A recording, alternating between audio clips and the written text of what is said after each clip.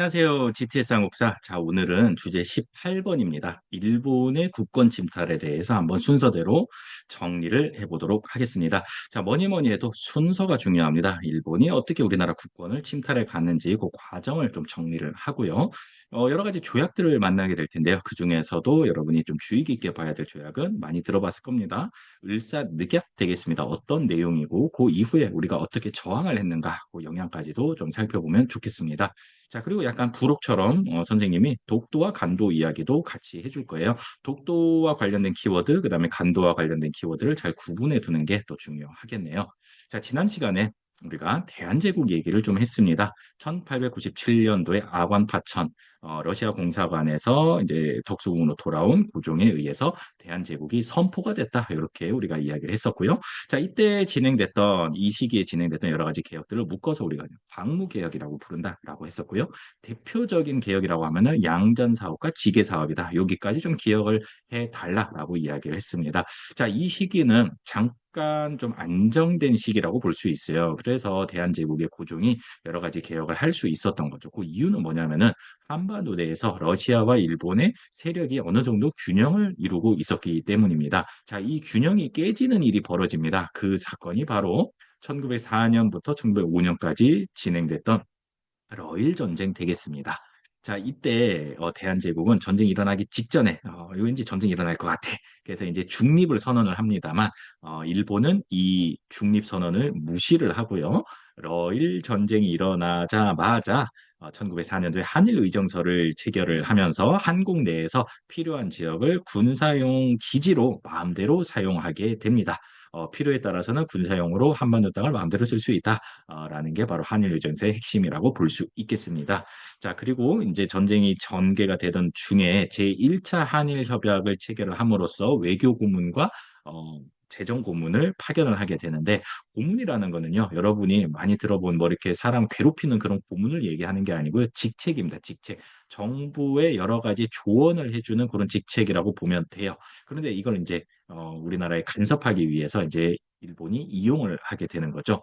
자, 그래서 외교 고문으로서는 미국인 스티븐스를 그다음에 재정 고문으로서는 일본인 메가타를 파견을 해서 우리나라 외교 활동과 그다음에 경제 활동에 깊숙이 관여를 하게 됩니다. 특히 이 외교 고문으로 온 스티븐스는 세계 여기저기를 다니면서 일본의 한국 지배를 정당화하는 그런 연설을 많이 하거든요. 그러니까 완전히 일본 편에 붙어서 이제 활약을 하고 있었는데 그래서 1908년에 샌프란시스코에서 장인함과 전명운에 의해서 결국은 사살당하고 맙니다. 자, 한편 재정 고문으로 온 메가타는 우리가 다음 시간에 다시 만나보게 될 거예요. 다음 시간이군요. 네, 화폐 정리 사업을 추진을 하게 되는데 요것과 관련해서는 다다음 시간에 조금 더 자세히 살펴보겠습니다.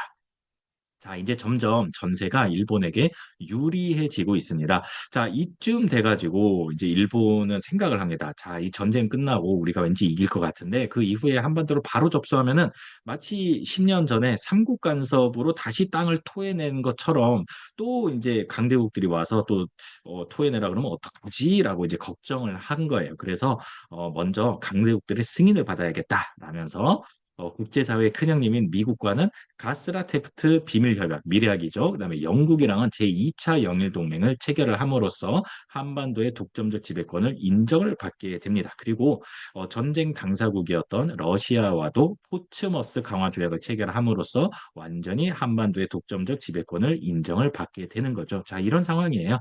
야, 대한제국 네 거 해라. 대신 우리 것에 눈 돌리지 마. 그때 일본이 오키도키 하면서 이제는 강대국들에게 승인을 받았으니까 거리낌 없이 네, 한반도 지배에 이제 박차를 가하게 되는 겁니다. 자, 그래서 러일 전쟁 끝난 직후에 바로 1905년도에 을사늑약을 체결을 하는데 요거는 이제 정식 명칭은 아니고요. 정식 명칭은 제2차 한일협약으로 알아두면 되겠습니다. 앞에 1차, 그다음에 뒤에 2차 이렇게 되죠. 자, 을사늑약의 기본 내용은 크게 두 가지라고 볼 수 있겠습니다. 대한제국의 외교권을 빼앗아 갔고요. 그리고 통감부를 설치를 해서 이 통감부를 통해서 내정에 더더욱 직접적으로 간섭을 하게 됩니다. 여러분 헷갈리면 안 됩니다. 일제강점기 때는 총독부고요. 이 시기는 일제강점기 전이잖아요. 그래서 통감부라고 이해를 하면 되겠고요. 이 을사늑약 체결에 앞장섰던 사람이 여러분이 다 들어봐서 알고 있는 이토 히로부미입니다.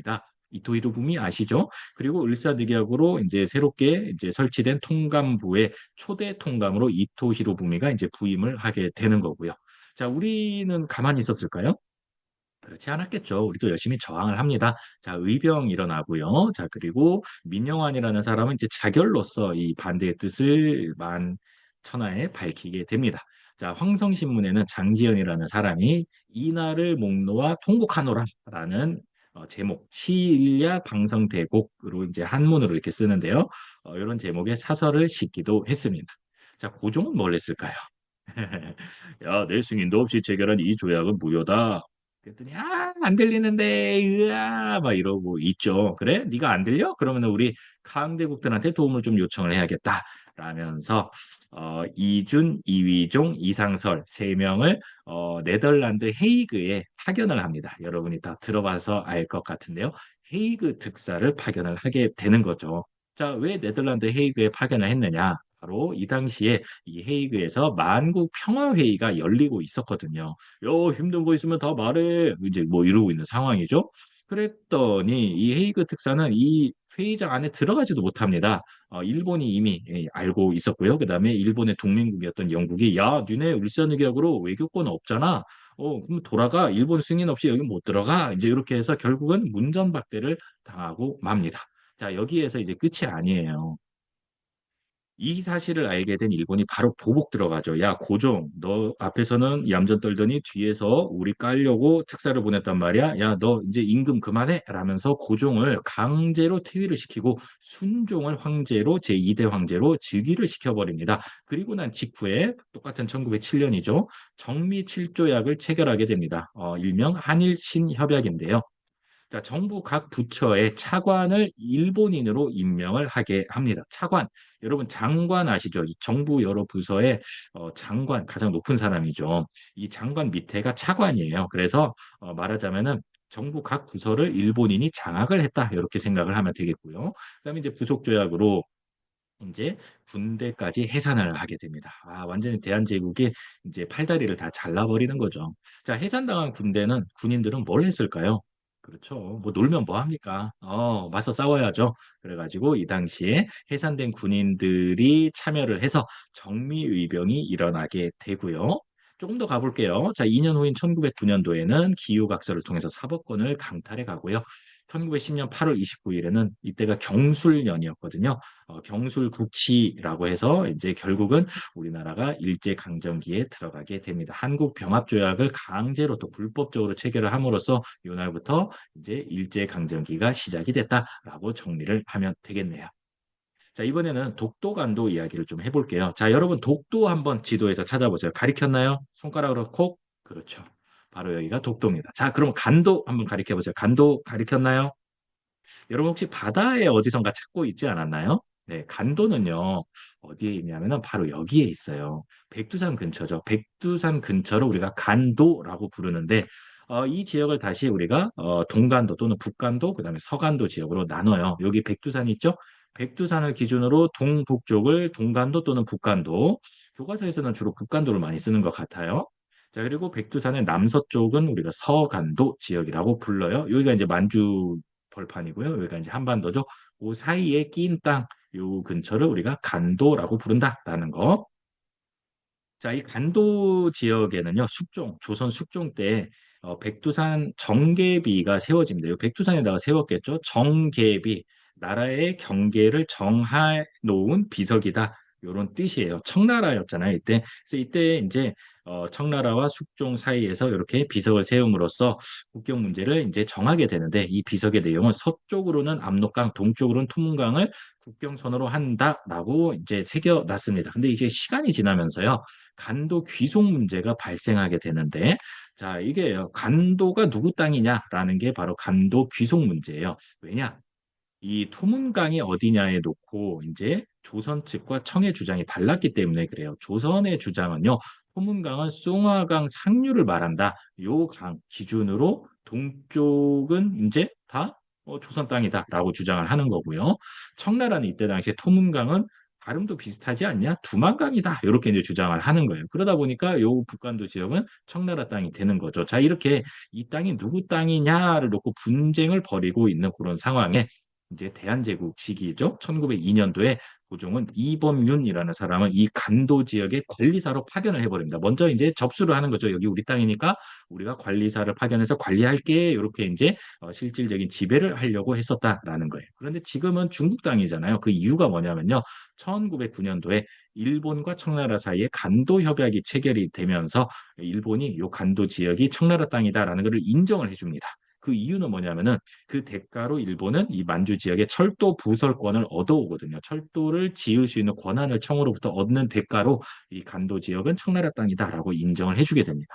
자, 우리와의 문제였는데, 우리와 청나라 사이의 문제였는데, 이 간도 협약 때 우리나라는 끼지도 못합니다. 그 이유는 바로 아까 우리가 살펴봤던 것처럼 외교권이 없었기 때문에 그래요. 바로 일산대결 때문에 외교권이 없었다. 그래서 우리는 낄 수 없었다. 여기까지 여러분이 좀 연결을 시킬 줄 알아야 됩니다. 자, 독도는 누구 땅이죠? 우리 땅이죠. 그 증거 여러분 한번 얘기해 보세요. 증거. 어렵죠. 증거가 상당히 많습니다. 기록이 일단 있겠죠. 자, 삼국사기에 의하면 신라 지증왕 때 이사부가 점령을 했다. 그래서 신라 땅이 됐다. 이런 기록이 있고요. 세종실록 지리지 팔도총도에도 잘 기록 또는 표시가 되어 있다라는 거예요. 심지어 숙종 때 안용복이라는 어부는 일본 에도마코 그 근처에 일본까지 건너갔다 와서 이 땅 독도 울릉도가 조선 땅이다라는 걸 확인받고 돌아오고요.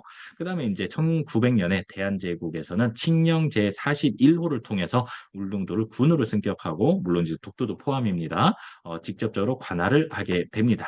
자, 그러다가 1905년도에 러일 전쟁이 한창 진행되고 있던 시기에 일본이 불법적으로 이 울릉도 독도를 자기 땅으로 이제 편입을 하게 됩니다. 여기까지 우리가 북도와 간도를 좀 이야기를 했습니다. 자, 어떻습니까? 자, 중심에는 일산의학을 두고 앞뒤로 어떤 사건들이 있었는가 여러분들이 좀 살펴보면 좋겠습니다. 수고했습니다. 안녕.